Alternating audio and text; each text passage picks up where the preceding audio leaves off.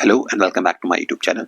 So, as you are already aware of the fact that presently we are dealing with the topic of moving charges and magnetism, and in the previous lecture we were able to complete our syllabus up to the topic of force acting on a two charge current carrying conductors. ठीक है, हमने वो किया था and we learned कि हम किस तरह से forces को निकाल सकते हैं using the vector formulation without the use of Fleming's left hand rule. हमने Fleming's left hand और right hand rule उसको use किए बिना हम किस तरह से वो कैलकुलेट कर सकते हैं, हमने उस चीज को सीखा था.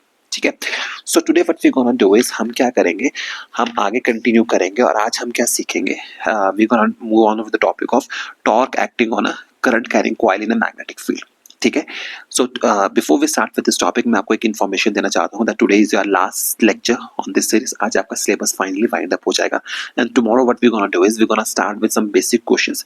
हम देखेंगे कि किस तरह के क्वेश्चंस आपसे पूछे गए हैं और हम ये भी सोचने की we will try to predict कि what kind of questions that can be asked from you in this year's examination. ठीक है, ये चीज होगी. ठीक है. So without wasting any more time, let's just move on with the first topic of our today's lecture, that is a torque acting on a current carrying coil in a magnetic field. ठीक है. Now before we start with this topic, मैं जैसे आपको हमेशा कहता हूँ कि आपके सिलेबस में कुछ डेरिवेशंस ऐसी होती हैं जो आपको आनी चाहिए और कुछ डेरिवेशंस ऐसी होती हैं जो आप ना भी करें तब भी आप उससे काम चल जाएगा, because finally you are preparing with for a NEET examination which is an objective examination. ठीक है, उसमें एमसीक्यू फॉर्म में आएंगे, दैट्स सेपरेट थिंग. ठीक है. So as far as this topic is concern regarding the torque on a current carrying coil in a magnetic field, आप इसमें direct formula भी याद कर सकते हैं, but if you want to have a better understanding मैं आपको यहाँ पे डिराइव भी करूंगा. अदरवाइज अगर आपको स्किप करना है वीडियो को थोड़ा आगे, आप डायरेक्टली फॉर्मूला याद करना चाहते हैं, दैट्स आल्सो फाइन बाय मी, वो आप वैसे कर सकते हैं, कोई इश्यूज नहीं है. ठीक है. तो let's just start with today's topic, that is the torque acting on a current carrying coil in a magnetic field. ठीक है. तो आप समझते हैं इस टॉपिक को, समझते हैं इसमें करना क्या है हमें. ठीक है. So in order for us to calculate the torque on a current carrying coil in a magnetic field, आपको दो चीजों का यहाँ पे ध्यान रखना है. सी, हमें निकालना है यहाँ पे torque. The thing which is asked from us is that we have to calculate the value of torque. ठीक है. टॉर्क के बारे में हमें ये पता है कि torque represents nothing but torque is equal to R cross F vector होता है. ठीक है, ये होता है, हमें इस चीजों का पता है फ्रॉम आवर क्लास 11th, हमें पता है torque is equal to R cross F होता है. ठीक है. Now for us to calculate the value of torque on a current carrying magnetic field हमें दो चीजें चाहिए. कौन सी दो चीजें चाहिए? हमें आर चाहिए एंड हमें एफ चाहिए. ठीक है, हमें फोर्स चाहिए और हमें distance of axis of rotation from the point से हमें वो चीजें कैलकुलेट करनी है, हमें वो चीजें चाहिए. ठीक है. सो देखते हैं इसको हम प्रोसीड कैसे करेंगे. Let's just try to understand, let's just proceed with this topic. ठीक है. टू अंडरस्टैंड दिस टॉपिक हम क्या करते हैं, लेट्स जस्ट ट्राई, क्या करेंगे हम यहाँ पे, हम एक let's just take a coil. इसको समझने के लिए कंसिडर करते हैं coil has been given to us. ठीक है. तो हम क्या करेंगे, इस कॉइल को स्टडी करते हैं. Let's just say this is the coil which has been given to us, and let's just name this coil with the SP, Q, R and S. ठीक है, ये आपके पास coil given है. ठीक है. And let's just say हमने इस coil को place किया है in a uniform magnetic field. ठीक है. And this coil is placed in a uniform magnetic field. ठीक है. And let's just say uniform magnetic field में इसको रखा हुआ है and this is the direction of your magnetic field. ठीक है, this is the direction of your uniform magnetic field. अब बहुत ध्यान से सुनिएगा ना, please listen to me very carefully. Again मैं बात को रिपीट कर रहा हूँ, अगर आपको डेरिवेशन में इंटरेस्ट नहीं है, इफ यू डोंट वांट कि, अगर आप चाहते हैं कि आपको डेरिवेशन नहीं करनी है, आप इसको आगे वीडियो को स्किप कर सकते हैं. But if you want to have a better understanding, I would request you कि आप इसको थोड़ा ध्यान से सुने कि किस तरह से होता है. ठीक है. Now as I have already mention कि हमें क्या चीज कैलकुलेट करनी है, हमें टॉर्क की वैल्यू कैलकुलेट करनी है. And in order for us to calculate the value of torque हमें दो चीजें चाहिए, हमें आर की वैल्यू चाहिए and we need the value of force. ठीक है. नाउ बिफोर वी कैलकुलेट कि हमें आर क्या है आपके पास, let's just quickly look at what is the force. आपके सिस्टम में फोर्स किस तरह से एक्ट कर रही है. ठीक है. एंड आपको मैं यहाँ पे एक बात और बता देता हूँ. ठीक है. टॉर्क के केस में जब हम यहाँ पे डील करते हैं, when we try to calculate the value of torque in case of a current carrying coil in a magnetic field, हम क्या करते हैं, हम यहाँ पे, अगर आप R क्रॉस F से भी कंफर्टेबल नहीं है, if you don't want to calculate the value of R cross F, आप यहाँ पे एक फॉर्मूला और यूज कर सकते हैं फॉर टॉर्क, और वो फॉर्मूला होता है, टॉर्क की वैल्यू होती है torque is equal to M vector cross B vector. ठीक है. m क्रॉस b वेक्टर का मतलब क्या होता है, m is your magnetic dipole moment, और यहाँ पे m की जो वैल्यू होती है, you must always remember this thing, यहाँ पे जो आपकी m की वैल्यू होती है that is equal to NIA, वो किसके बराबर होती है, NIA के बराबर होती है, ठीक है। Now let's just move on with the derivation, हम आपको स्टडी कर लेते हैं कि हम क्या चीजें, हम क्या करने वाले हैं, हम क्या चीज करने वाले हैं, ठीक है। So let's just say this is the loop which has been given to us, ठीक है। Let PQRS be the loop that has been given to us, ठीक है, be the loop, ये हमें बस गिवन है, which is placed in a uniform magnetic field, हमने उसको किस में रखा है, we have placed this in a uniform magnetic field B vector, ठीक है। ये चीज आपके पास क्लियर होगी, ठीक है। and let's just suppose that the value of PQ is L while the value of QR is equal to B, इतनी सी बात आपके लिए क्लियर होगी, ठीक है। And let us suppose that PQ is equal to L while QR is equal to B, हमने ये assume कर लिया, this is something which we have assumed here, ठीक है। and again let us suppose that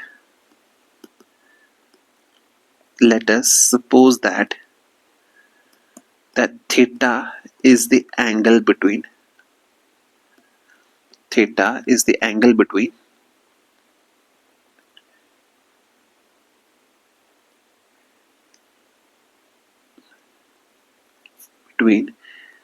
the plane of coil with direction of magnetic field, ठीक है। Technically आपको क्या बोलना चाहता है, देखिए we have to search for the deeper meaning of the words की वो आपसे बोलना क्या चाहता है, ठीक है। when we are talking about कि we are dealing with plane of a coil, angle between the plane of a coil and direction of B, ठीक है। सो टेक्निकली वो आपको ये बोलना चाहता है कि that theta is an angle between your m vector, theta is nothing but N angle between m vector and b vector. क्यों आया ऐसा, क्यों बोल रहा है वो, ऐसे मैं आपको क्यों कह रहा हूं कि वो ये बोलना चाहता है, बिकॉज जो आपकी m की वैल्यू होती है, आपको मैंने पहले कहा m is equal to NIA, where n is number of turns and here A जो होता है हम उसको ऐसे वेक्टर ट्रीट करते हैं, A is your vector quantity, हम यहाँ पे A को एज अ वेक्टर ट्रीट करते हैं and we treat area as a vector quantity, ठीक है। तो यानी कि अब आपको यहाँ पे ये समझना पड़ेगा A वेक्टर को, since we are dealing with A as a vector quantity, हम यहाँ पे समझ रहे हैं, तो हमने we have already discuss the area vector, हमने एरिया वेक्टर को डिस्कस करके आए इलेक्ट्रोस्टैटिक्स में। जिन लोगों को नहीं पता है प्लीज आप उस वीडियो को जाके देखिए रिगार्डिंग इलेक्ट्रोस्टैटिक्स, जहां पे हमने एरिया वेक्टर को डिस्कस किया था and how we can calculate the value of area vector, ठीक है। तो यानी कि अगर मैं आपको बोल रहा हूं कि theta is an angle between the plane of the coil and direction of B vector, so technically what I am telling you is that theta is an angle between the area vector and the magnetic field. Again, I'm repeating myself. When I'm saying that theta is an angle between the plane of a coil and the direction of B vector, what I'm trying to convey to you is that we are talking about the angle between A vector and B vector. ये कहने का तरीका है, आपको एक तरीके को, मतलब आप एक चीज को दो तरीके से बोल सकते हो. This is separate way of saying the same thing. तो ये चीज जब जिस दिन आपको ये चीज समझ आ जाएगी, आपको इस डेरिवेशन में कभी कोई दिक्कत नहीं होगी. ठीक है. Now what we're gonna do is in order for us to move forward, अब हम यहाँ पे क्या करेंगे, हम दो काम करेंगे. First thing which we're gonna do is we're gonna calculate the value of force on each arm. हम क्या करेंगे, हम हर आर्म के ऊपर सेपरेटली फोर्स को कैलकुलेट करेंगे and let's we will see कि फोर्सेस किस तरह से एक्ट करती हैं. ठीक है ना. In order for us to calculate the forces on each arm, आप दो तरीके यूज कर सकते हो. ठीक है, मैं यहाँ पे लिख देता हूं, in order to calculate the force acting on each arm, you can use two methods. आप दो मेथड्स को यूज कर सकते हो. ठीक है, और वो दो मेथड्स क्या है, एक देखिए, first method is your right hand thumb rule, while the second method is the vectors. Whatever method you find convenient, आप उस मेथड को यहाँ पे यूज करके फोर्स की वैल्यू को कैलकुलेट कर सकते हैं. ठीक है. वेक्टर से किस तरह से निकालना है, आई have already discuss this thing in my previous lecture, आप उस पे वहां पे चले जाइएगा और यहाँ पे हम सिर्फ राइट हैंड थंब रूल को यूज करके निकालेंगे। And I am already स्टेटिंग this thing कि अगर आपको वेक्टर से सीखना है कि वेक्टर से किस तरह से हम निकालते हैं, please refer to my previous video. उसके लास्ट का जो टॉपिक है, लास्ट के जो 10-15 मिनट मैंने उस टॉपिक में लगाए हैं, I have devoted those 10 to 15 minutes on calculating the value of force using vectors। और बहुत easy method होता है, if you feel like, if you find it difficult to calculate the value of force। ठीक है, इस चीज का आपको यहाँ पे ध्यान रखना है। ठीक है, सो आगे कंटिन्यू करते हैं हम इसको यहाँ पे। ठीक है,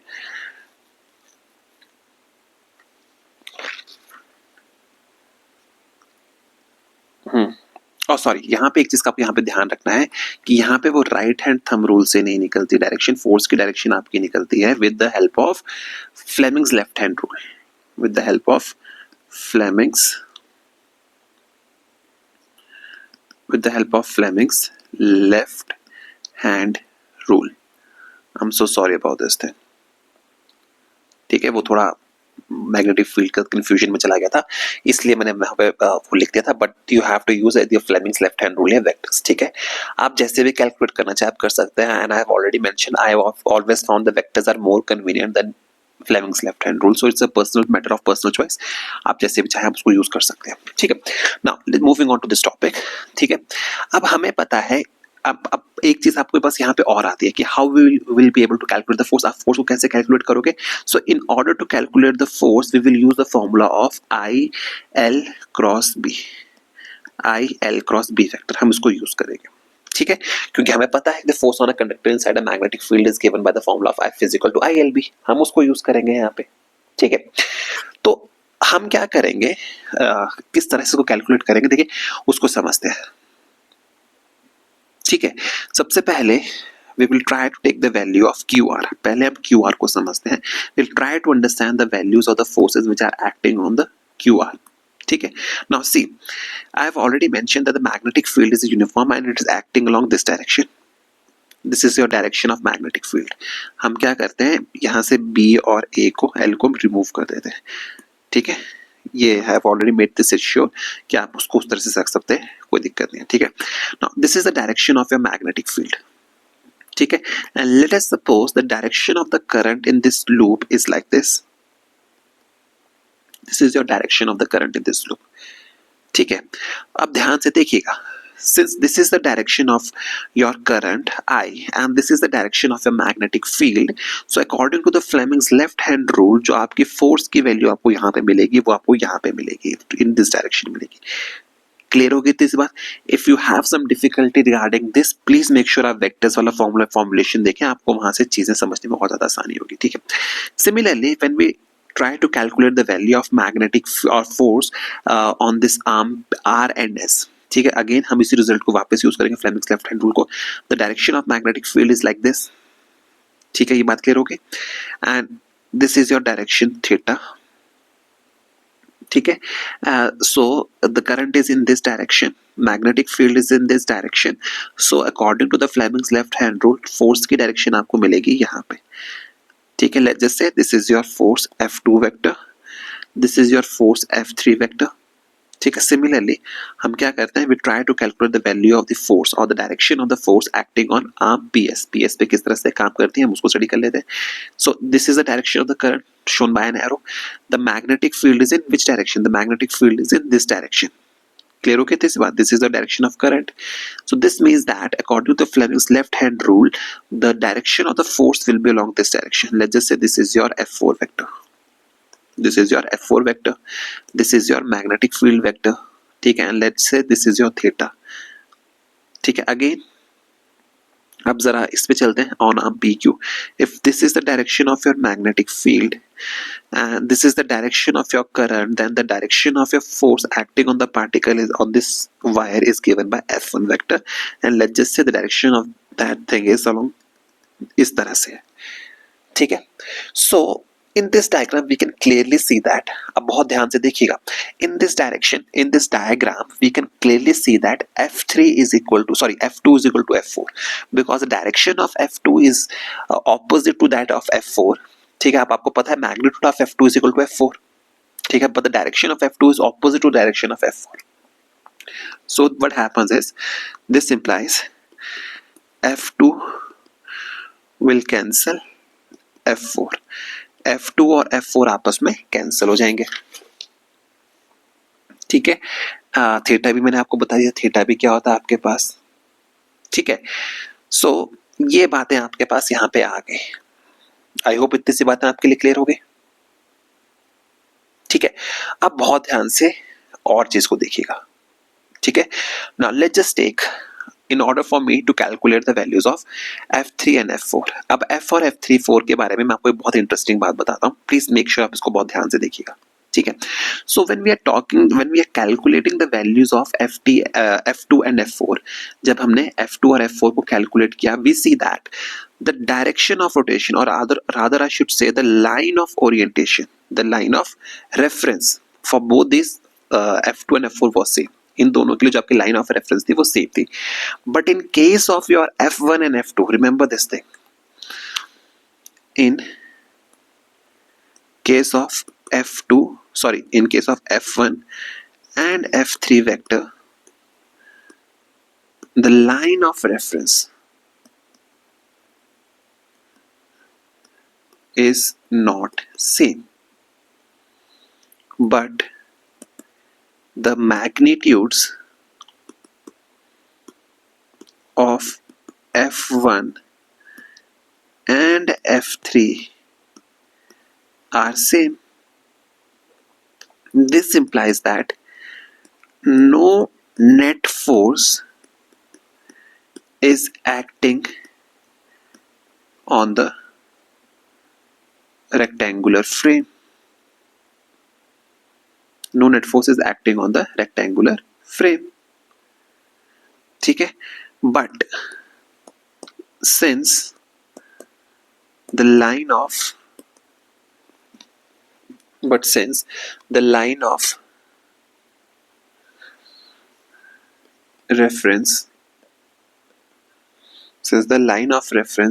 is not same, this implies torque will be acting on the system.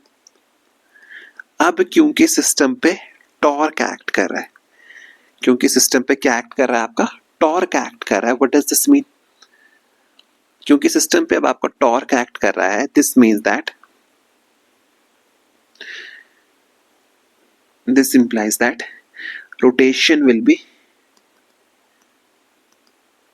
Produced. System में क्या होगा, रोटेशन जो होगी वो प्रोड्यूस हो जाएगी. ठीक है, और यहाँ पे मैं आपको एक करेक्शन करना चाहता हूँ. It is not the line of reference but rather the line of action. The line of action, and we have already studied about the line of action in our moment of inertia वाले chapter में हमने इसको पढ़ के आए हैं. इतनी सी बात आपके लिए क्लियर होगी. ठीक है, now let's just move forward. अब देखिए हमने क्या किया, इस मैग्नेटिक फील्ड में इस कॉइल को हमने रोटेट कर रहे हैं क्योंकि टॉर्क प्रोड्यूस हो रहा है. टॉर्क क्या करता है, आपको रोटेशनल इफेक्ट प्रोड्यूस करता है. Now since the torque will produce some kind of rotational effect in the system. Torque क्या करेगा, आपके सिस्टम में रोटेशनल इफेक्ट को प्रोड्यूस करेगा. So what does that mean? Rotational effect produce करने का मतलब क्या है? रोटेशनल इफेक्ट प्रोड्यूस करने का मतलब क्या है कि अब आपका सिस्टम जो है वो रोटेट कर रहा है. ठीक है, आप उसकी रोटेशन को समझने के लिए, in order for us to calculate, in order for us to understand the rotation of the system, let's just look at this loop from the upside. हम क्या करेंगे, इसको ऊपर से हम इस लूप को ऑब्जर्व करते हैं. ठीक है, so let's just redraw this loop. ठीक है, let's just redraw this loop. Let's just say this is your loop which we were studying. ठीक है, let's just say this was your loop जिसको हम स्टडी कर रहे थे अभी यहाँ पे. ठीक है, so when you look at this loop, ठीक है, हमें पता है this is your P, this is your Q, this is your R and this is your S. ठीक है, now try to understand what I'm trying to say. अब हम क्या करने वाले हैं, we will try to look at this loop from the upside, मतलब on the upper portion, हम इसको यहां से स्टडी करने वाले। We will see this portion from, कहां से, ऊपर से देखेंगे। This is our point of, जहां से हम उसको देख रहे हैं, ठीक है। फ्रॉम द स्टार हम इसको ऊपर से ऑब्जर्व कर रहे हैं। So when we look at this thing from the upper side, ठीक है। अब देखिए हमने क्या किया था, see need to understand this thing. This is something which we are trying to see. This is your P and this is your Q। हम इसको स्टडी करने की कोशिश कर रहे हैं। हम सिर्फ P और Q को देखने की कोशिश कर रहे हैं from the upside. This is your Q, ठीक है। हम इसी को ऑब्जर्व करने की कोशिश कर रहे हैं। सो अब अगर हम इसको ऑब्जर्व करें, वी फाइंड दैट, अब क्योंकि we have already prove that this coil is in rotation, क्योंकि टॉर्क प्रोड्यूस हो रहा है, this mean that this coil is in rotation. So let's just say this is your axis of rotation. Let's just say this is rotating with an angular frequency of omega. हमें omega से कोई मतलब नहीं है इस derivation में, हम just ये स्टडी कर रहे हैं। मैं बस आपको ये बताना चाहता हूँ कि this coil is rotating, ठीक है। So let's just say this represent, this dotted line represents your axis of rotation. And in moment वाले चैप्टर में हमने क्या स्टडी किया था, मोमेंट वाले चैप्टर में हमने ये स्टडी किया था कि if this is your, let's just से लाइन ऑफ एक्शन से ये distance, this is your perpendicular distance from the line of action, this is your perpendicular distance from line of action, ठीक है। अब क्योंकि ये परपेंडिकुलर डिस्टेंस है आपका, कहां से, लाइन ऑफ एक्शन से, and let us suppose this is the value of force, because torque is being produced. क्या प्रोड्यूस हो रहा है आपका, टॉर्क प्रोड्यूस हो रहा है सिस्टम में, ठीक है। अब यहाँ पे फोर्स मैंने गलत बना दी, I am so sorry about this thing. हमारी जो फोर्स की डायरेक्शन थी यहाँ पे, वो इस पॉइंट पे इधर को थी, and from at point Q it was in this direction, ठीक है। अब क्योंकि ये रोटेट कर रहा है, this is being, a rotational effect has been produced and this dotted line represents your axis of rotation, जिसके रिस्पेक्ट में आपका पूरा का पूरा सिस्टम रोटेट कर रहा है। and we have already, it has been already been given in the derivation, we have already assumed that this PQ is equal to B. So this implies that this distance will be equal to B by 2 and this will be equal to B by 2. Now you may ask why B by 2 only? क्योंकि हमारा object जो है वो symmetrical object है, सो axis of rotation जो होगी आपके system में will be passing from the centre, तो दैट्स व्हाई ये आपका B by 2 और B by 2 आ गया। सो इसकी वजह से क्या हुआ, the net torque which is acting on the system is given by R cross F. R is nothing but the distance of line of action from the point of rotation, जहां पे आपकी force apply कर रही है उसका, plus R cross F। ये चीज हम स्टडी करके आए थे। एंड वाई, अब प्लस क्यों आया, हमने ये चीज भी स्टडी की थी, and we have already discussed ये प्लस क्यों आया है। अगर आपको नहीं आइडिया है, please make sure you refer to my video on moment of inertia, आप उस पर डिस्कस कीजिए। देखिए हमें यहाँ पे पता था कि जब भी आप रोटेशन को स्टडी करते हो इन एंटी क्लॉकवाइज डायरेक्शन, तब आप उसे पॉजिटिव में लेते हो। तो पी वाली जो डायरेक्शन में ये जो फोर्स है, let's this force F1, this is in जो सेंस ऑफ रोटेशन से है, उसके centre of rotation about the axis वो क्या है, anti clockwise, this will be in plus. Again for Q the force F3, ये भी कैसे है आपकी, ये भी कैसे है, इसमें भी आपकी सेंस ऑफ रोटेशन कैसी है, दैट इज एंटी क्लॉकवाइज। दोनों चीजें कैसी है, anti clockwise. This is the reason why the net torque acting on the system is given by R cross F into R cross F। So on substituting this values, जब मैं इस value को substitute करता हूं तो मेरे पास torque net जो निकल के आता है, that comes out to be, कितना निकल के आता है, वो आपके पास निकल के आएगा IBA cos थीटा, ठीक है। ये IA कहां से आया, IA जो आपका आता है वो M की फॉर्म में वहां से आपको देखने को मिल जाता है, F इक्वल टू ILB होता है, तो वहां से आपको ये चीजें देखने को मिल जाती है, ठीक है। कोई दिक्कत यहाँ पे, आई होप कोई दिक्कत नहीं होगी। सॉरी, यहाँ पे cos थीटा नहीं आएगा, I am so sorry about this thing, it will be sin theta because it's a cross product no, तो यहाँ पे मैंने ये चीज गलत लिख दी है, आई am so sorry about this thing, ठीक है। मैं आपको यहाँ पे वैल्यू सब्स्टिट्यूट करके बता देता हूँ। तो net torque that will be acting on the system will be given by F into B into sin theta, ठीक है। एंड यहाँ पे f की वैल्यू कितनी है, f की वैल्यू कितनी है आपके पास यहाँ पे,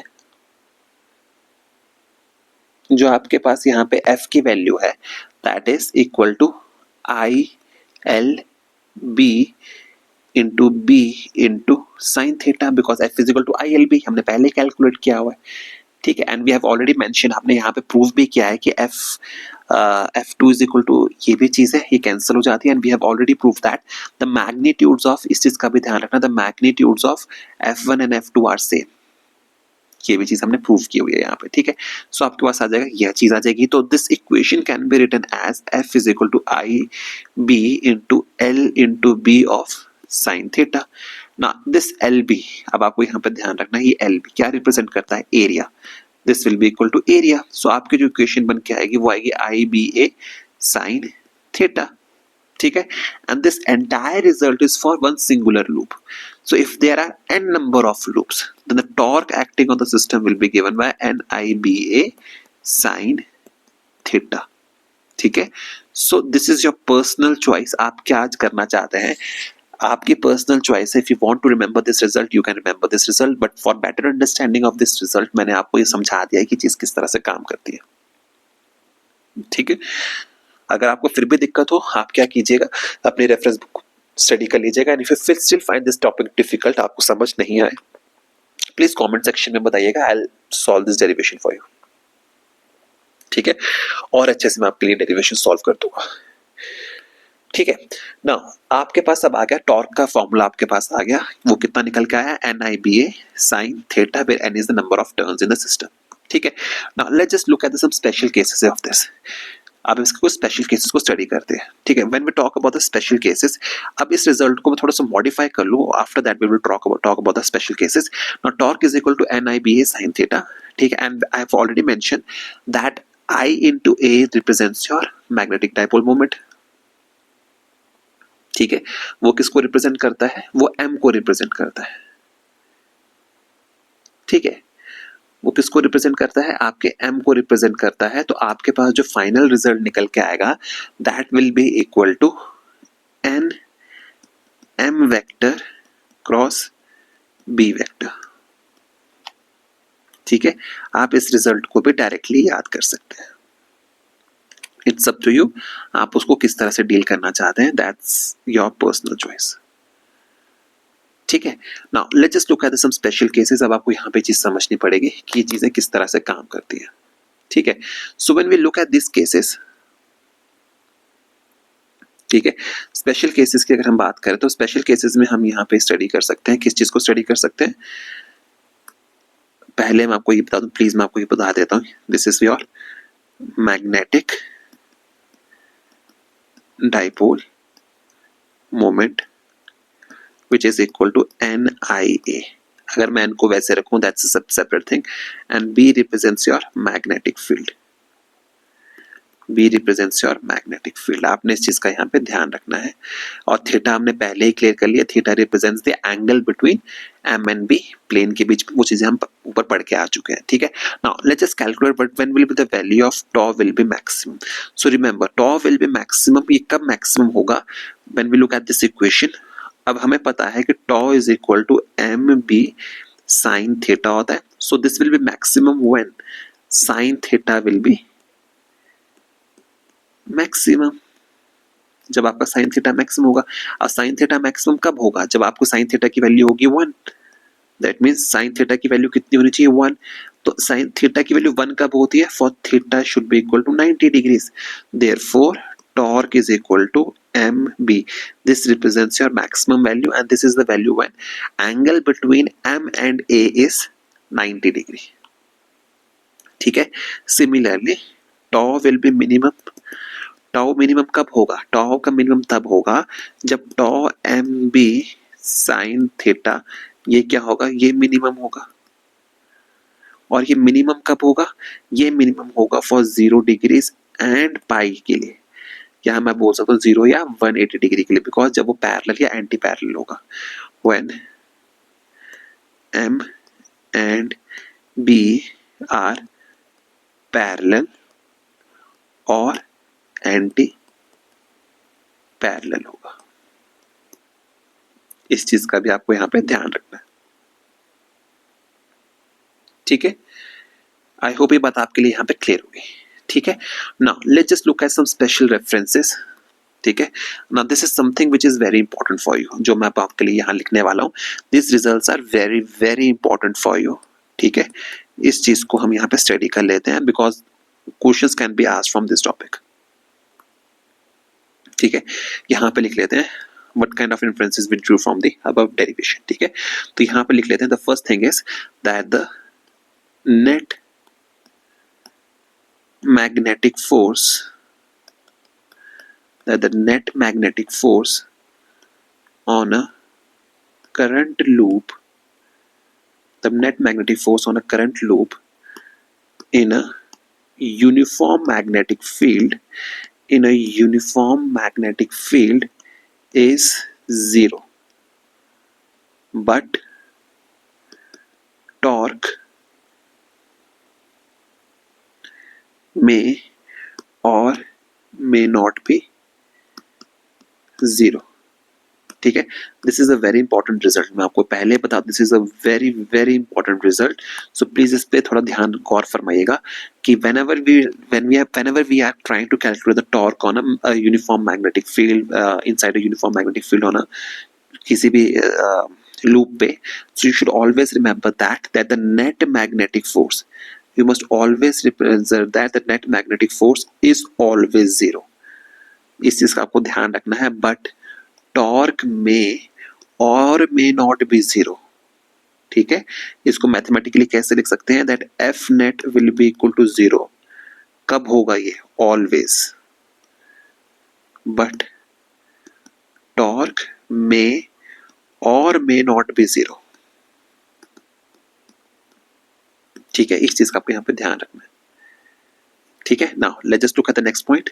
इसी से आप एक और इन्फ्रेंस ड्रॉ कर सकते हो। Let's just look at the next point. The next point is that the net magnetic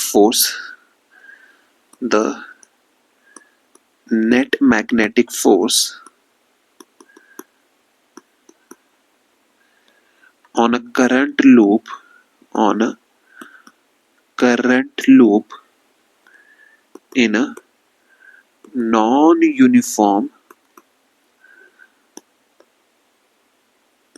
magnetic field is not zero, but torque may or may not be zero। ध्यान से देखिएगा इस बात को। अगर आप नॉन यूनिफॉर्म मैग्नेटिक फील्ड में हो, if you are dealing in non uniform magnetic field, magnetic force is not zero. याद रखिएगा इस बात को, magnetic force is not zero in uniform magnetic field, but torque may और may not be zero. These are very important points, ठीक है। इन चीजों को आपने हमेशा ध्यान रखना है, ठीक है। And finally one more result can be drawn from here, that is when a current loop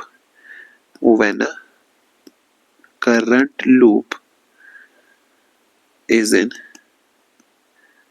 a position of equilibrium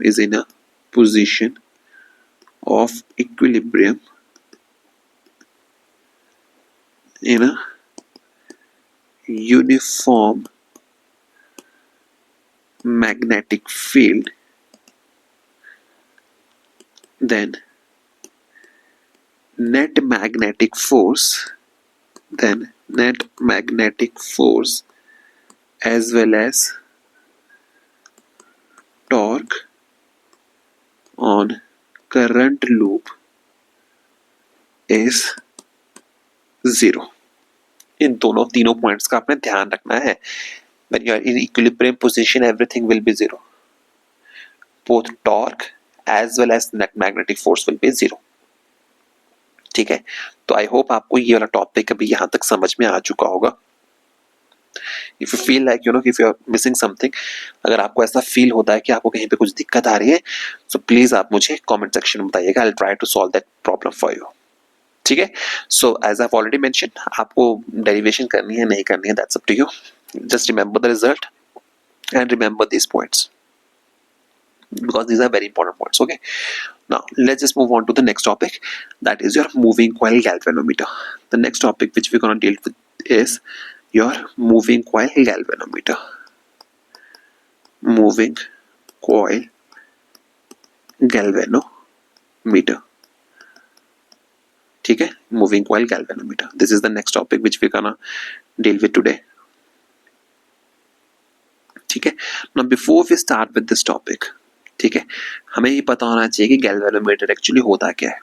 ठीक है, so as we already know, as we all know, galvanometer is an instrument which is used to measure the values of small electric current. ठीक है, moving coil galvanometer, you must remember this. The galvanometer is a device which is used to this device is used for detection and measurement of small electric currents. इस चीज का आपको यहाँ पे ध्यान रखना है. ठीक है, ये चीज हो गई. ठीक है, now let's just look at the working principle. ठीक है, सो अगर हम इसकी वर्किंग प्रिंसिपल की बात करते हैं, the question can be asked from you कि आपको वो बोल देगा, एक स्टेटमेंट दे देगा और वो बोलेगा this statement represents the working principle of which of the following devices. Again, I'm repeating myself. In the final examination, the examiner can ask you, he will give you some kind of a statement and he will ask you that the given statement represents the working principle of which of the following devices. So you should always remember, आपको हर device की working statement पता होनी चाहिए, working principle आपको पता होना चाहिए. For example, for the moving coil galvanometer, you must remember this thing, that the moving coil galvanometer is based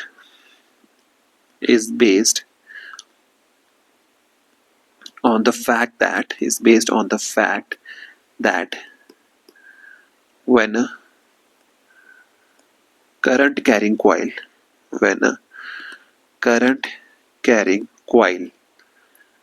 is placed in a uniform magnetic field, it experiences a torque.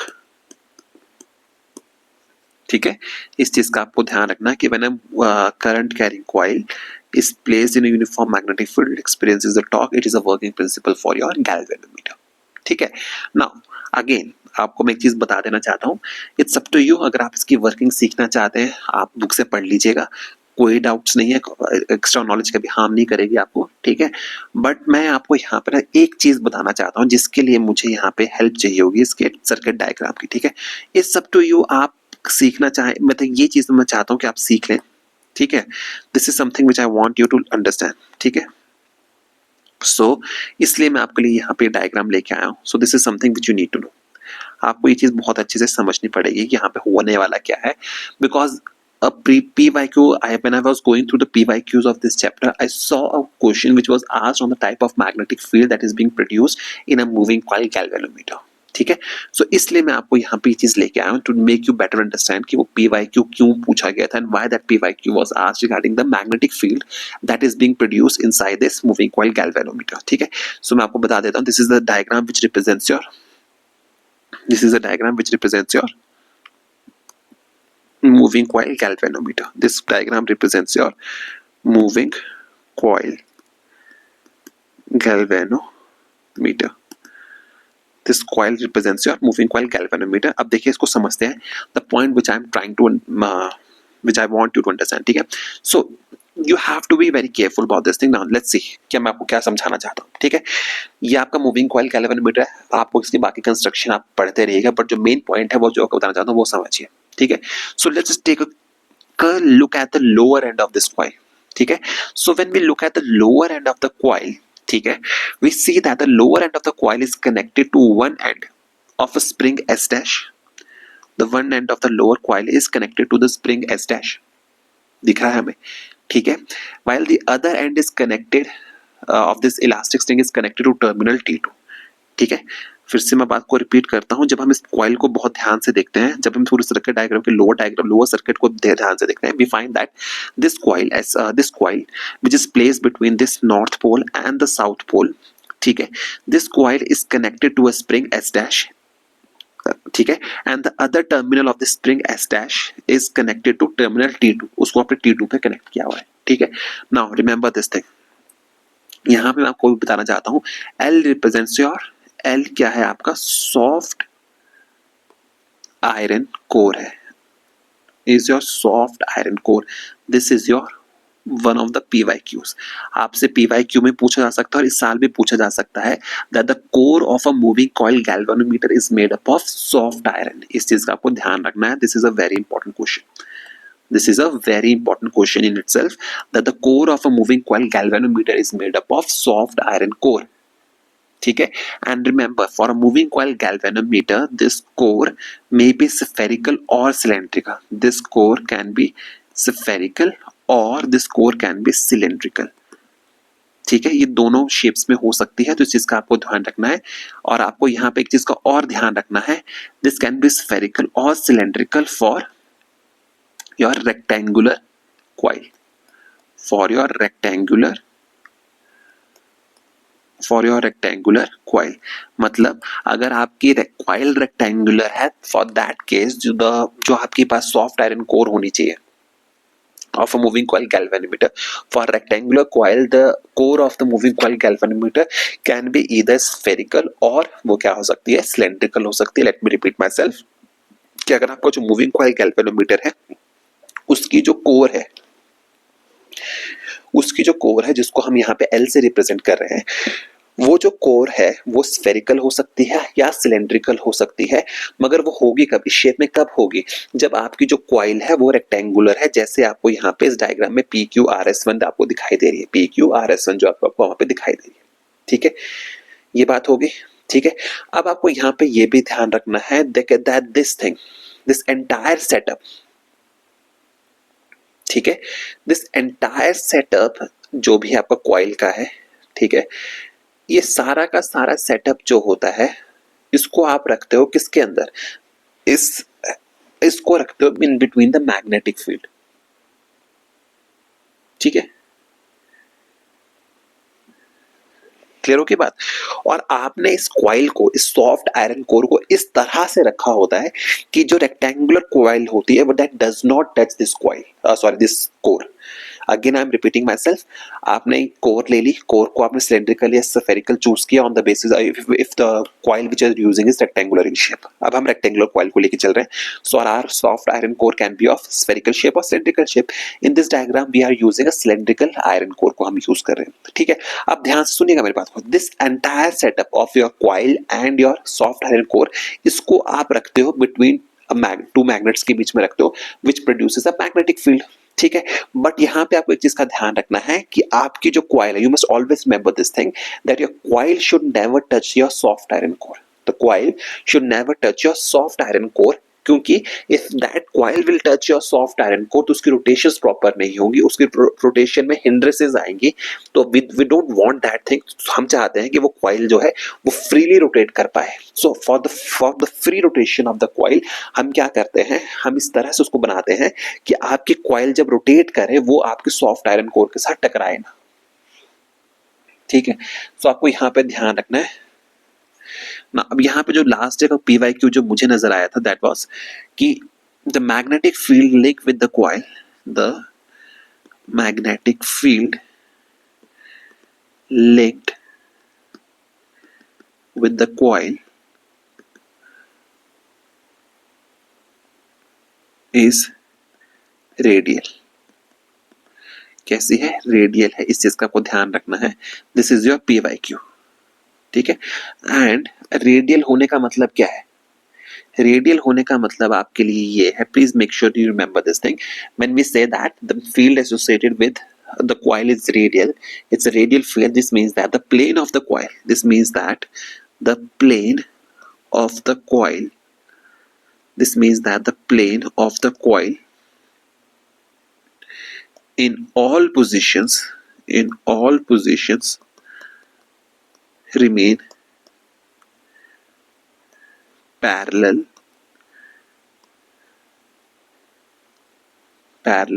to the direction of magnetic field, to the direction of magnetic field.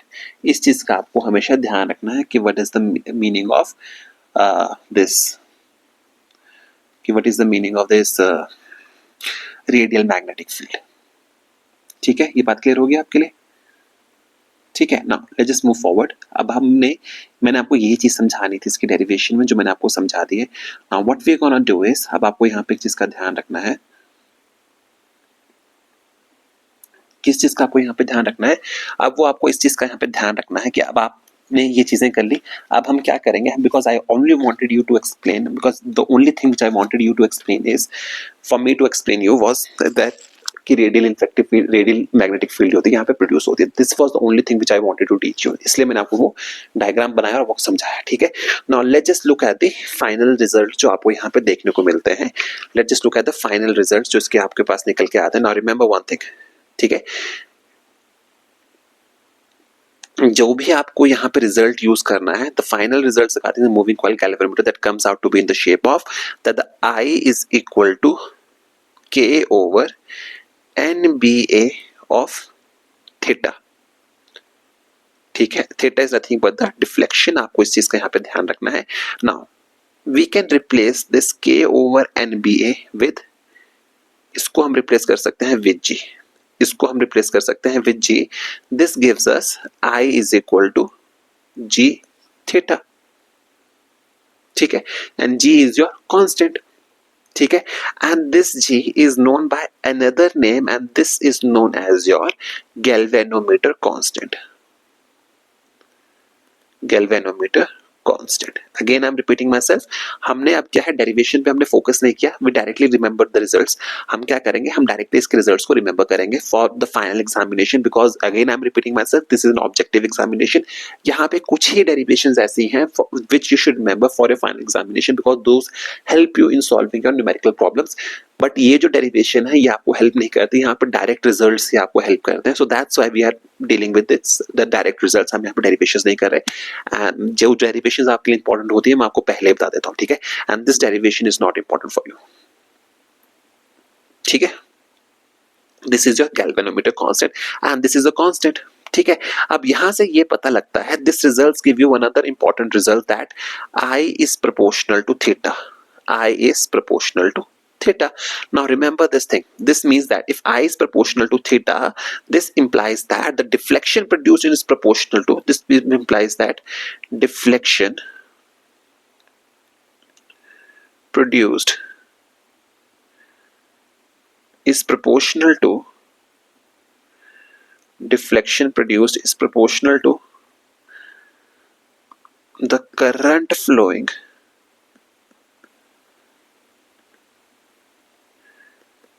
through galvanometer, through galvanometer। ठीक है, through galvanometer, and such galvanometer is, and such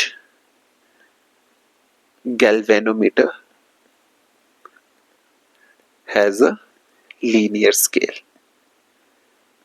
ठीक है, सो आपसे पूछा जा सकता है in the final examination, what is the condition for a galvanometer to have a linear scale. तो उसका लीनियर स्केल कब होगा, जब I is proportional to theta होगा।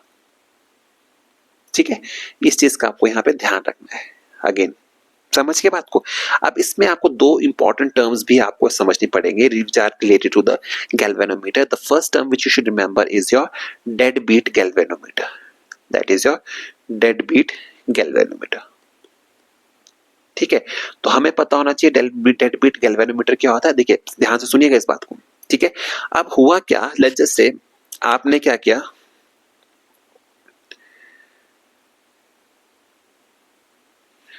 आपने क्या किया, let's just say you have a galvanometer. Let's just try to understand what is a deadbeat galvanometer through an example. ठीक है, let's just say you are in a lab and you have to calculate the value of current. तो आपने क्या किया, उसमें current की value को calculate करने के लिए you connected a galvanometer to the circuit. आपने क्या किया, गैल्वेनोमीटर को वहां पर सर्किट पर कनेक्ट कर दिया। आप बहुत ध्यान से सुनिएगा, होगा क्या, the moment you switched on the current in the circuit, आपने जैसे ही करंट को स्विच ऑन किया इन द सर्किट, जो आपके गैल्वेनोमीटर की सुई थी वो इमीडिएटली उसने डिफ्लेक्शन शो कर दी without any delay. Without any delay आपकी जो सुई थी उसने क्या किया, इमीडिएटली डिफ्लेक्शन को शो कर दिया, और जैसे ही आपने करंट को बंद किया, the moment you switched off the current, the needle of the galvanometer at once came to rest, वो sorry came back to zero. मतलब जैसे ही मैंने करंट को ऑन किया उसने डिफ्लेक्शन शो किया, and the moment I switched off the current, and the moment I switched off the current, the needle attained its initial position at once. It came to its initial position at once. मतलब immediately हुआ है. It immediately moved on to the. It immediately showed a deflection, and it immediately came back to its position. ठीक है? And this kind of a galvanometer is known as deadbeat galvanometer, where there is no delay in the deflection. ठीक है, deflection को produce करने में जब कोई delay नहीं होगा, that kind of galvanometer is known as your deadbeat galvanometer. Let me repeat myself, the galvanometers which show instant deflections to the switching on off a current और switching off a current, जो instant आपको deflection show करेगा, those kinds of galvanometers are known as deadbeat galvanometers. Those galvanometers are known as your deadbeat galvanometers. ठीक है, now remember one thing, ये जो चीज आपको क्लियर होगी, मैं आपको यहाँ पे शॉर्ट में लिख देता हूँ. Galvanometers which produce instant deflections, instant deflections जो प्रोड्यूस करते हैं without any delay, without any lag, any delay are called your deadbeat galvanometer. ठीक है, now in order to produce a deadbeat galvanometer, ठीक है, आप डेडबीट गैल्वेनोमीटर को प्रोड्यूस कैसे करते हो? This deadbeat galvanometer can be produce और कैन बी अचीव्ड बाय, बहुत ध्यान से सुनिएगा इस बात को, by winding the coil, by winding the coil on a conducting frame, on a conducting frame. ठीक है, in such galvanometers, in such galvanometers, when coil rotates, in such galvanometers when coil rotates, the eddy currents set up, the eddy currents set up in metallic frame, in metallic frames, which produces damping effect on a coil, which produces a damping effect on a coil, a damping effect on a coil, and coil comes to rest, and coil comes to rest. ठीक है, तो paper में पूछा जा सकता है for deadbeat galvanometer to, for the construction of deadbeat galvanometer, यहाँ से पूछा जा सकता है for deadbeat galvanometer to function which among the following processes is used. तो आपसे पूछा जा रहा है डैम्पिंग भी होगा, तो deadbeat galvanometer is based on the principle of damping, कि जब वहां से करंट पास करेगा तो वहां पे डैम्पिंग इफेक्ट प्रोड्यूस होगा, and due to the damping effect the galvanometer's needle come to rest, and this instant deflection in the galvanometer needle is known as a deadbeat galvanometer, उसको बोला जाता है. ठीक है, ये बात क्लियर होगी. ठीक है, इसके अलावा you should remember the properties of your,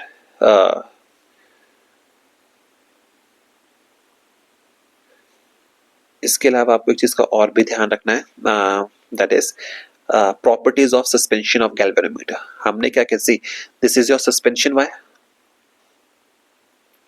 this is your suspension wire. ठीक है, तो जब हम सस्पेंशन वायर की बात करते हैं तो आपकी properties of suspension wire, what kind of properties should be of, properties of suspension wire, हम उसको भी स्टडी कर लेते हैं. What kind of properties the suspension wire should have if we want to use that suspension wire in a deadbeat galvanometer. ठीक है, तो आपको यहाँ पे समझना पड़ेगा, number one, high tensile strength, it should possess a high tensile strength.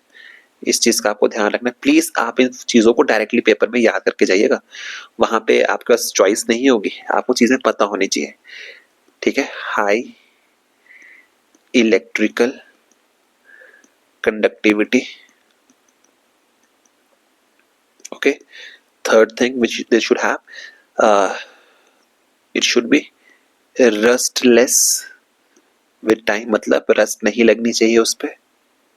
ठीक है, fourth is temperature coefficient should be small, temperature coefficient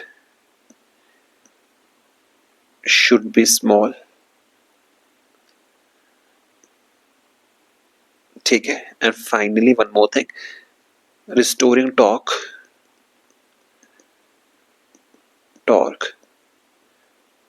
per unit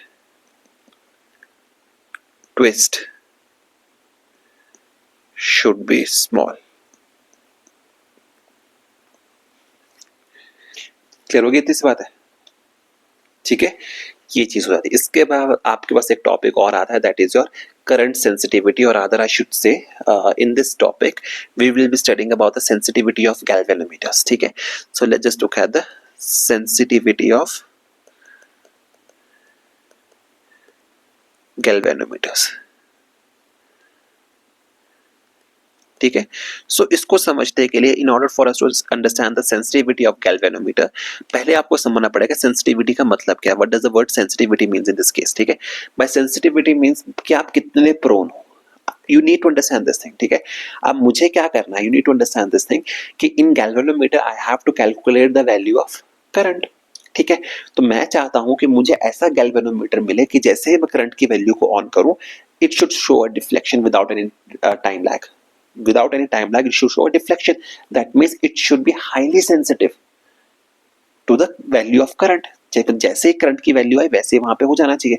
so in order for me to calculate this thing, ठीक है, there are some characteristics that the material should follow, only then the galvanometer will be sensitive। ठीक है, तो इसके sensitivity के लिए आप इसके सेंसिटिविटी को आप दो चीजों से स्टडी करते हो। Number one, that is your current sensitivity, current sensitivity.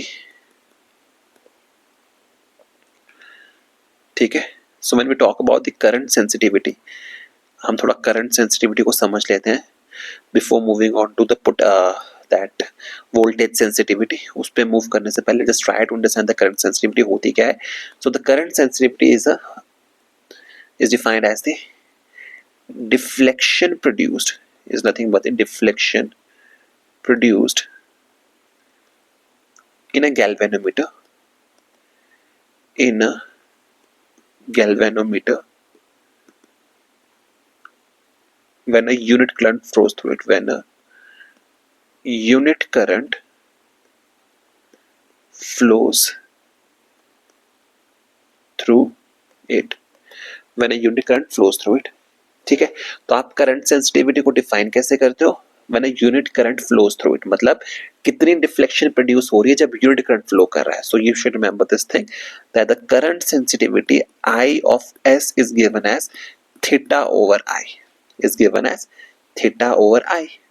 ठीक है, एंड थीटा ओवर I जब हमने ऊपर कैलकुलेशंस की थी, from there we can calculate that theta over I is equal to NBA over K, is equal to NBA over K।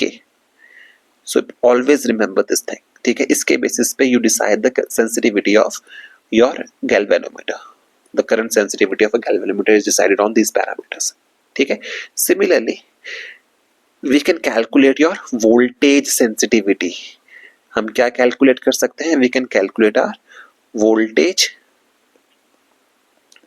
sensitivity। ठीक है, so in order for me to calculate the voltage sensitivity, I need to understand what is the meaning of voltage sensitivity.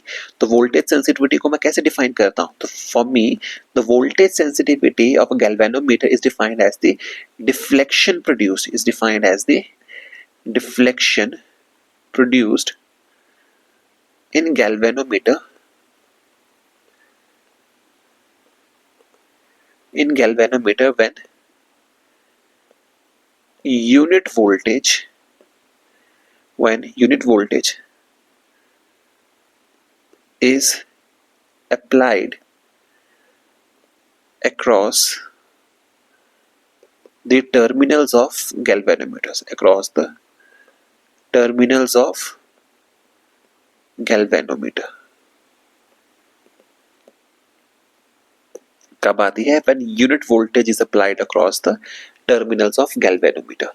and remember this thing, इसको define करने के लिए हम कैसे apply करते हैं, Vs is equal to, remember this thing, Vs is equal to voltage sensitivity is equal to theta over V. This is equal to theta over V. ठीक है, और आपको समझना पड़ेगा V क्या होता है यहाँ पे, the value of V. V क्या रिप्रेजेंट कर रहा है, V is nothing but voltage across two terminals. Voltage across two terminals.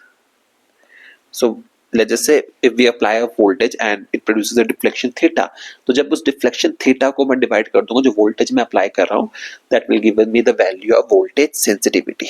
मुझे वहां से वोल्टेज सेंसिटिविटी की वैल्यू देखने को मिल जाएगी. ठीक है, इन टर्म्स ऑफ आर और in terms of I, voltage sensitivity can also be defined by this relation, that is Vs is equal to theta over I of R, which is equal to NBA over KR, which is equal to IS over R. ठीक है, you have to remember all these relationships. Please, I am requesting you, अगर आप final examinations में जा रहे हैं, if you want to crack this NEET examination, you have to have very detailed knowledge regarding these formulas, and you should remember each and every formula.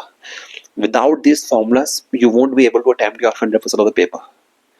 ठीक है, now let's just move on to the next thing, that is the conditions for sensitive galvanometer. Let's just look at the conditions for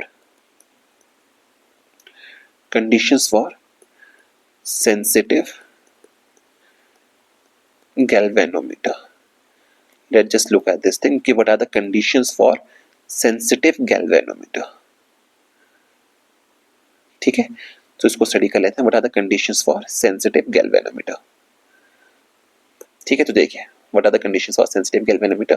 So from the theory of galvanometer, we know that theta is equal to NBA over K into I. हम पहले discuss करके आए हैं. ठीक है, सो ठीक है, यहां से हमें पता लग रहा है for a given value of I, for a given value of I, अब हम ध्यान से देखें, लेट जैसे कि I की वैल्यू कुछ भी हो, हमें क्या चाहिए for sensitive galvanometer, we want larger deflection, कि मतलब जितना भी मैं करंट पास करूं एकदम से मुझे डिफ्लेक्शन मिल जाए, that mean deflection should be large. तो डिफ्लेक्शन लार्ज कब होगी? ठीक है, for a given value of A, please make sure इसको समझे, for a given value of theta will B large when, ध्यान से देखेंगे, let just look at this relationship जो हमने ऊपर रिलेशनशिप लिखा है. यहां से हमें ये पता लग रहा है कि थीटा की वैल्यू लार्ज कब होगी, व्हेन, प्लीज ध्यान से देखिएगा इस चीज को, ये कब होगा, when n is large, when n is large, number one. Second, when b is large, third, when a is large, but fourth point क्या है यहाँ पे, when k is small. ठीक है, प्लीज मेक श्योर ये एमसीक्यू नहीं है, मैं आपको बता रहा हूँ ये लार्ज कब होगा, जब आपकी n की वैल्यू ज्यादा होगी, b ज्यादा होना चाहिए, a ज्यादा होना चाहिए एंड k कम होना चाहिए. Only then you will be having a great sensitivity. All these parameters decide the sensitivity of a galvanometer. ठीक है, बट यहाँ पे एक कैच है. ठीक है, this is your something which you should remember and this is very important. ठीक है, क्या चीज है? Number one, the value of n cannot be larger, the value of n cannot be increased beyond a certain limit.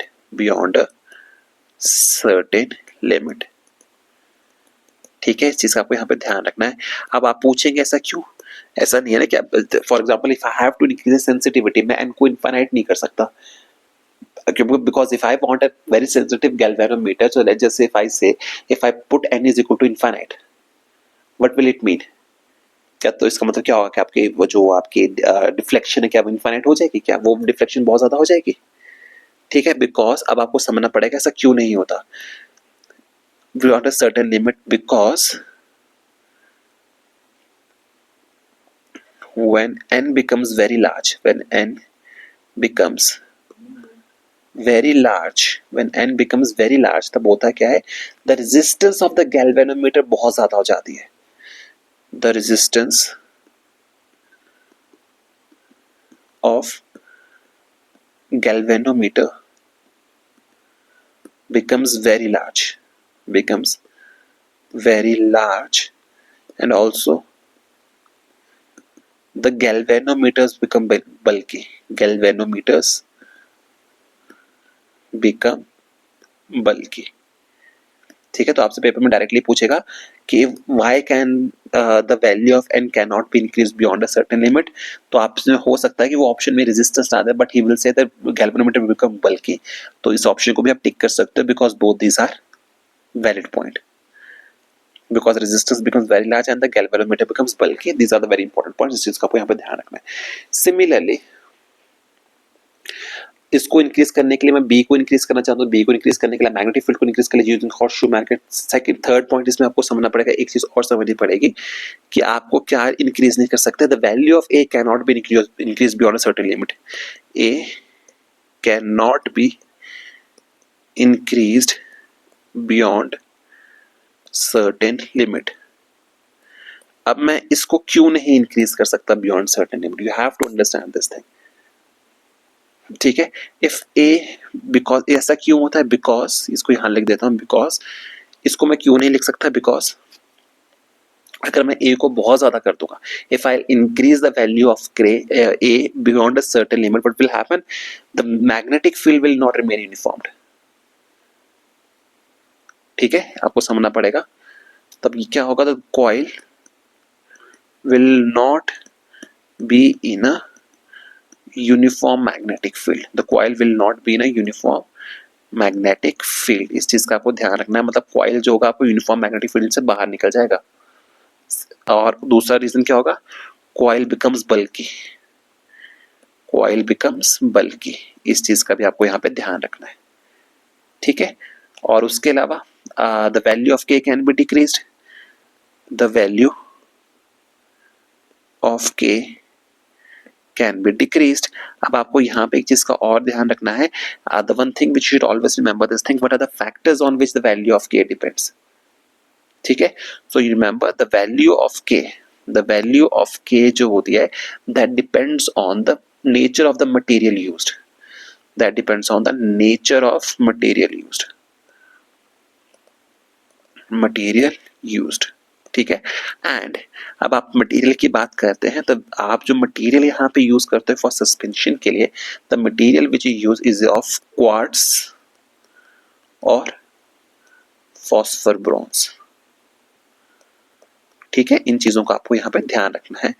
तो इसीलिए आपको कहा जाता है कि that is the reason why कि जो आपके मोस्ट ऑफ द गैल्वेनोमीटर्स होते हैं, the suspension is usually made up of phosphor bronze और quartz से बनी होती है. And the reason is because the value of K for them is very less. We need those kinds of galvanometers for which the value of K is very less because we need more sensitive galvanometers. ठीक है, तो I hope इतना सा आपको समझ आ चुका होगा. ठीक है, now let's just move forward and let's just move to the second last topic of today's of this chapter, that is your shunts. After that we will be dealing with ammeters and galvanometers, sorry, ammeters and voltmeters. ठीक है, we will deal with the conversions की बात करेंगे. ठीक है, so now the second last topic of this chapter is shunt. Let's just talk about shunt कि shunt क्या होता है. ठीक है, now remember, you should always remember the definition of shunt. So you should always remember that shunt is a low resistance. Always remember shunt is a low resistance. It's never a high resistance. Shunt is always a low resistance connected in parallel to galvanometer. In parallel to galvanometer or ammeter. ठीक है, it protects. अब reason क्या है इसको लगाने का? इसका reason ये है कि इट प्रोटेक्ट्स द galvanometer और ammeter from strong currents. Resistance का काम ही क्या होता है? बचाना उस चीज को। सो इस चीज को आप समझिए। अब मैं कोई ये भी समझा दूंगा कि काम कैसे करता है, मेक यू अंडरस्टैंड कि किस तरह से काम करता है। पहले हम डायरेक्टली इसका थोड़ा सा समझ लेते हैं, ठीक है। सो लेट्स जस्ट से इसकी थोड़ी वर्किंग समझ लेते हैं किस तरह से काम करता है, उसके बाद आपको चीजें समझने में कोई दिक्कत नहीं होगी, ठीक है। So let's just say here we have a galvanometer. Okay, here we have a galvanometer. ठीक है। So just say this is your galvanometer G. Okay, and here from here we are having a current I which is flowing in this circuit. ठीक है। और हम क्या करते हैं, we try and we connect a shunt S. हम क्या करेंगे, अब यहाँ पे एक शंट को कनेक्ट करेंगे। लेट्स जस्ट से this is your shunt connected across your galvanometer. This is your shunt which is connected across your galvanometer. ठीक है। अब बहुत ध्यान से देखिएगा चीजें हुई क्या। हमने कर्शॉफ्स लॉ हम पढ़ के आए हैं, हम सब कर्शॉफ्स लॉ को पढ़ के आए हैं। We are all familiar with the process of how the Kirchhoff's law works, हमें ये सब पता है।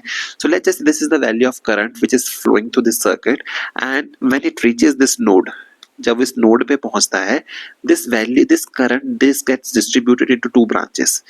वो दो ब्रांचेस में डिस्ट्रीब्यूट हो जाता है। Let's just say this is the this in this branch the current IG flows and through this branch a current IS flows, and let's just say the value of shunt is S. Shunt is nothing but a resistance and let the value of this shunt resistance is S. हम ये मान के चलते हैं। So again this current IG will be flowing through this circuit and IS will be flowing through this circuit and this will again combine to give the value of current as I. ये चीज हमारे पास clear हो गई, ठीक है। अब आप just question उठता है why we have use this shunt in parallel to galvanometer, ठीक है। इसका सिंपल सा रीजन क्या होता है, see for the current to flow, जब भी करंट फ्लो करता है the current always chooses a path of minimum resistance. इस बात को हमेशा ध्यान रखना कि the current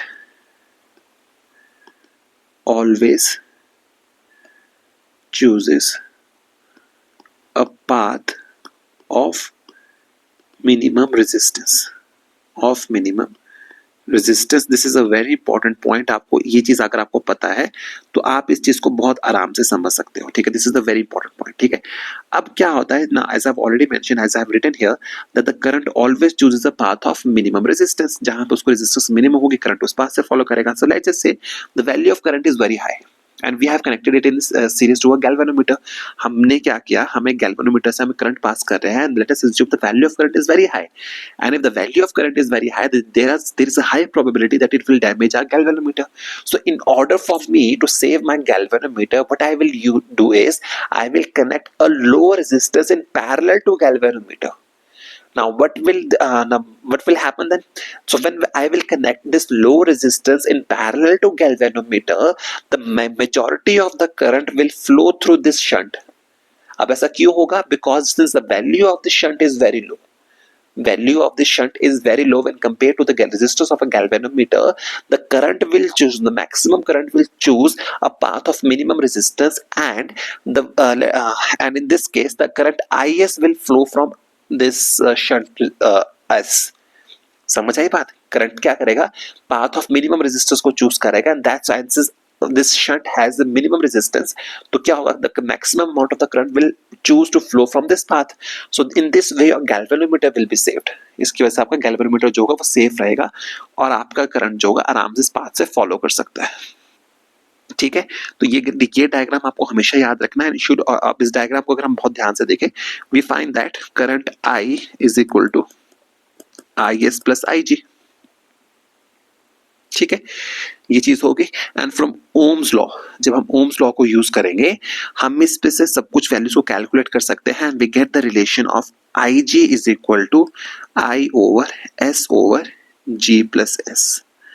The value of I is equal to IG is equal to I over S over G plus S, and IS will be equal to I into G over G plus S. ठीक है।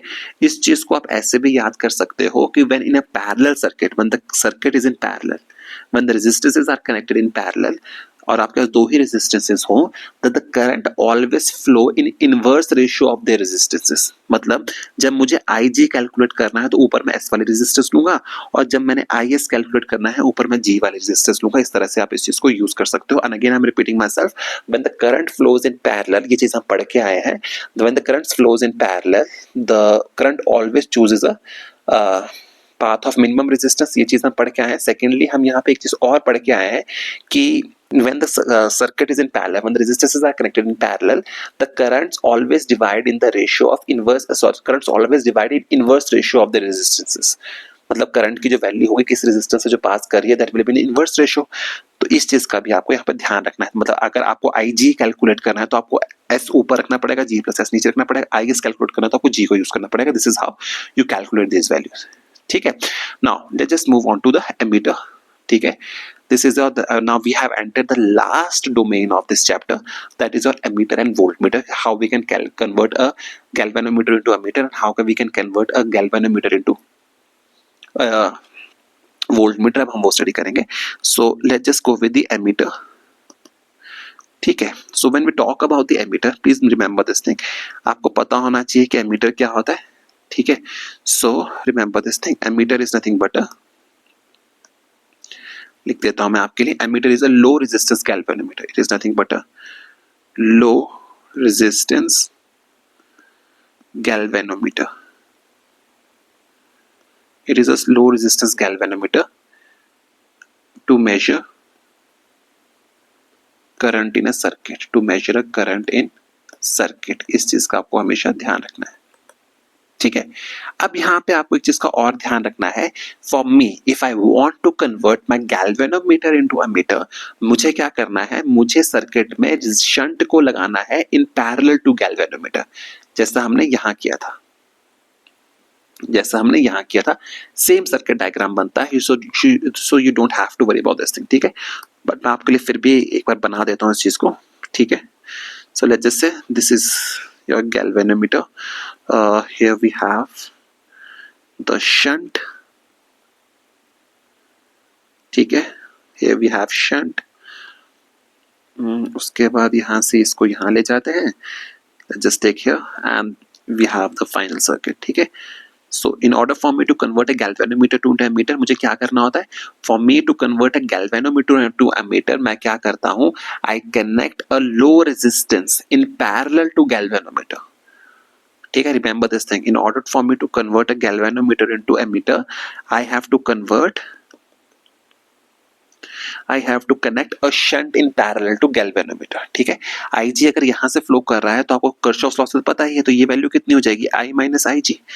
जहां पे उन्होंने ऊपर IS लिया था तो IS को मैं I माइनस IG भी लिख सकता हूँ। कोई डाउट्स तो आपको यहाँ पे होंगे नहीं।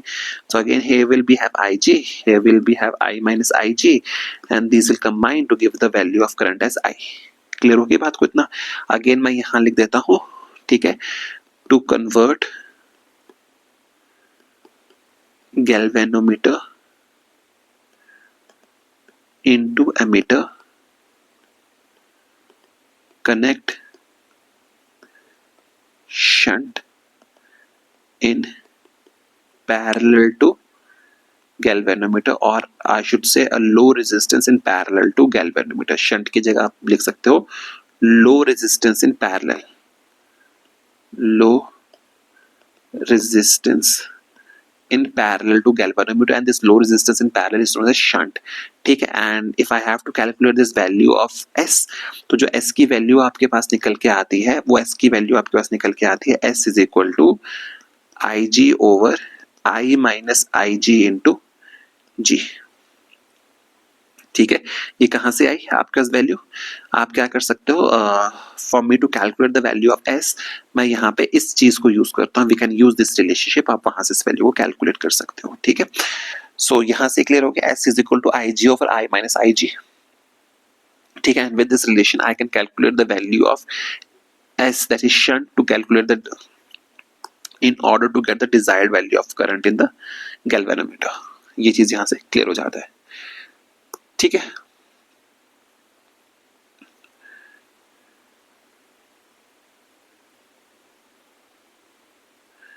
क्लियर हो गए। सिमिलरली आप इसमें वो भी कर सकते हो, parallel resistance will be equal to 1 by RP is equal to 1 by G plus 1 by S। ठीक है, ये चीज हो गई। ठीक है, अब यहाँ पे मैं एक बड़ा स्टार पॉइंट आपके लिए बता देता हूँ। You have to remember this thing, the star is this is a very important point, you should remember this thing. ठीक है, once your galvanometer is converted into ammeter, you should always remember this thing. When your galvanometer is converted into ammeter, you should remember this thing. So when this happens, you must remember this thing, that then each division of scale in ammeter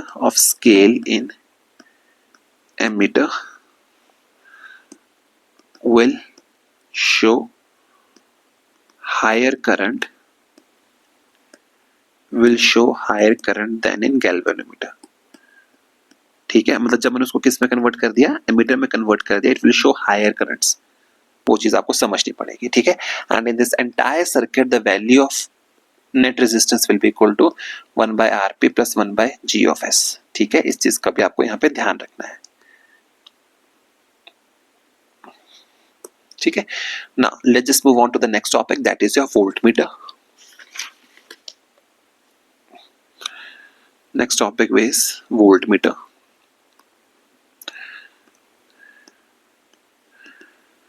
ठीक है, so voltmeter is used to calculate the value of voltage. Voltage कितना, voltage calculate करने के लिए आपको क्या करना पड़ता है, you have to connect a high resistance. Remember this thing, क्योंकि मुझे क्या करना है, वोल्टेज निकालने के लिए मैं चाहता हूं कि करंट वहां से फ्लो ना करे। So in order for me to obstruct the flow of current through a resistor or galvanometer, what I do is I connect a high resistance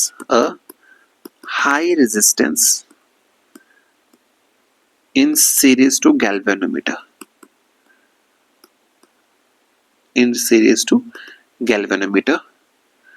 ठीक है, इस चीज का ध्यान रखना। ठीक है, voltmeter to measure the potential difference between 2 points, to measure the potential difference between 2 points। ठीक है, इस चीज का आपको ध्यान रखना है। यहाँ पे in case of ammeter we use low resistance, but in case of voltmeter I use high resistance. इस चीज का आपको यहाँ पे ध्यान रखना है। And let's just look at this circuit diagram. ठीक है, ये चीज हो गया, यहाँ पे आपके पास G आ जाएगा, and this is how your circuit diagram will work. Here we have G। ठीक है, and this is your voltmeter। ठीक है, and this is our potential difference V, and here I have R। ठीक है, and here we have A and here we have B। so finally जो आपके पास चीज निकल के आएगी, यहाँ पे एक गड़बड़ हो गई। I'm so sorry about this thing। इधर से just a minute, थोड़ा सा समझने में वरना दिक्कत हो जाएगा। so let's just say please I want you to just be patient। here we have galvanometer and here we have resistance। okay, so this represents your voltage V, here we have resistance R, here we have a galvanometer G, and let's just say this is your point A and this is your point B। okay, so the finally आपको यहाँ पे समझना पड़ेगा, R will be equal to V over IG minus G। this is your final result। This is your final result. आप यहाँ से किस तरह से कैलकुलेट कर सकते हो, इस चीज को कैलकुलेट कर सकते हो। And the effective resistance RS is equal to G plus R। यहाँ पे आप ये चीज भी समझ सकते हो। ठीक है, क्लियर होगी बात को। अब यहाँ पे मैं आपको दो चीजें और बता देता हूँ। ठीक है, these are very important results. ठीक है, now listen to me, if the ammeter range, if the emitter range is to be increased n times, मुझे क्या करना है, उसकी रेंज को n टाइम्स करना है, ठीक है, then its original range,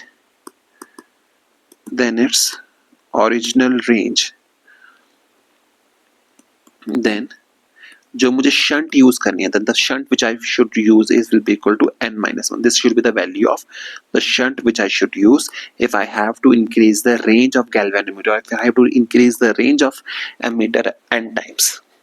ठीक है, this is the value. ठीक है. Secondly, आपको यहाँ पे एक और चीज समझनी है. Similarly, if I want to increase the range of voltmeter, if the voltmeter range is to be increased n times, in that case the resistance which I should use, that should be this much. ठीक है, ये बात clear होगी. Further आपको यहाँ पे दो points और ध्यान रखने हैं. The first point which should, the third point which should remember, that is the range of voltmeter can be increased or decreased. The range of voltmeter can be increased or decreased. Clear होगी बात को? ठीक है.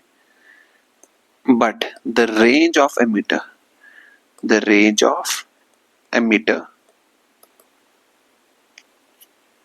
can be increased but not decreased. इस चीज को आपको ध्यान रखना है. This is very important. Not decreased. आप उसको इंक्रीज तो कर सकते बट उसको डिक्रीज नहीं कर सकते. ठीक है. So with this your chapter is finally wind up. कल हम इसके क्वेश्चंस को खत्म कर लेंगे एंड आई होप आपको ये जर्नी पसंद आई होगी. And this 5 lectures were very big because आपको ये बात समझनी पड़ेगी. This is a very big chapter. ये एक वीडियो 2 वीडियोस में कवर नहीं हो सकता था. It took us 5 lectures to complete this entire chapter and I hope आपको ये चैप्टर बहुत अच्छा लगा होगा. But still if you find like you know, if you are finding some difficulty, आपको कहीं पे कुछ परेशानी आ रही है, आप प्लीज कमेंट सेक्शन में बताइएगा. I will try to solve that problem for you. Okay, on that note I want to say please make sure that you like, share and subscribe to my channel and best of luck. बाकी अब आपसे कल मिलेंगे जब इसके question को करेंगे. Thank you so much and please once again make sure that you like, share and subscribe. Okay, thank you so much. Bye bye, take care and best of luck.